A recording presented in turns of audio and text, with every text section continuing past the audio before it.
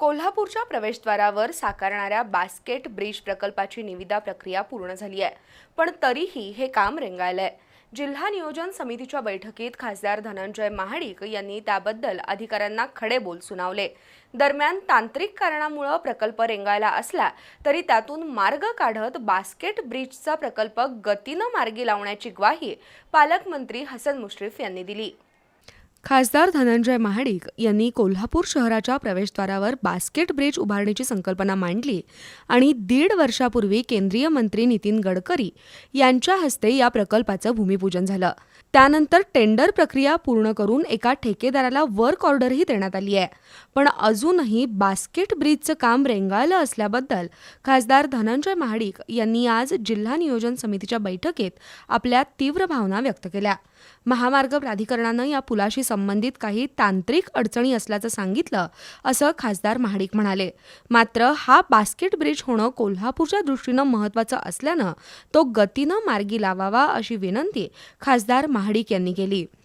National हायवेच्या अधिकाऱ्यांनी सांगितले की नव्यानं काही लोकांनी एका फ्लायओव्हरची मागणी केलेली आहे आणि तो फ्लायओव्हर आणि या बास्केट ब्रिजच्या उंचीमध्ये काय अंतर येऊ शकतं म्हणून हा प्रोजेक्ट पेंडिंग ठेवलेला आहे। हे माझ्यासाठी खरं म्हणजे आश्चर्यकारक होतं, कारण एवढ्या कष्टानं आपण तो ब्रिज मंजूर करून आणला होता। त्यामुळं कोल्हापूर शहराला जो पुराचा नेहमी फटका बसतो तो बसणार नव्हता।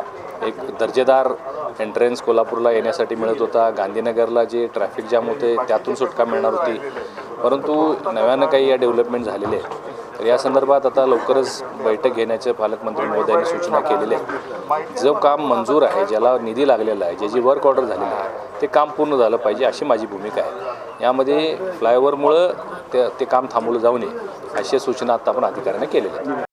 खासदार धनंजय महाडिक यांनी व्यक्त केलेल्या भावनांना पालकमंत्री हसन मुश्रीफ यांनी सकारात्मक प्रतिसाद दिला आणि या पुलाचं काम मार्गी लावण्यासाठी सहकार्य केलं जाईल असा आश्वासक दिलासाही दिला। त्याबद्दल बास्केट ब्रिजचा 1.5 वर्षापूर्वी त्याचं टेंडर मंजुरीचं काम अजून सुरू झालं नाही, याबद्दल खासदार धनंजय महाडिकांनी आपल्या तीव्र भावना व्यक्त केल्या।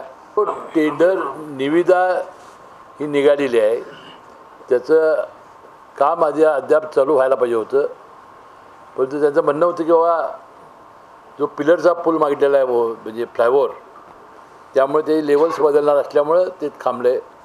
परंतु खासदारांनी सूचना केली की ते काम ताबडतोब 8 दिवसात चालू झालं पाहिजे।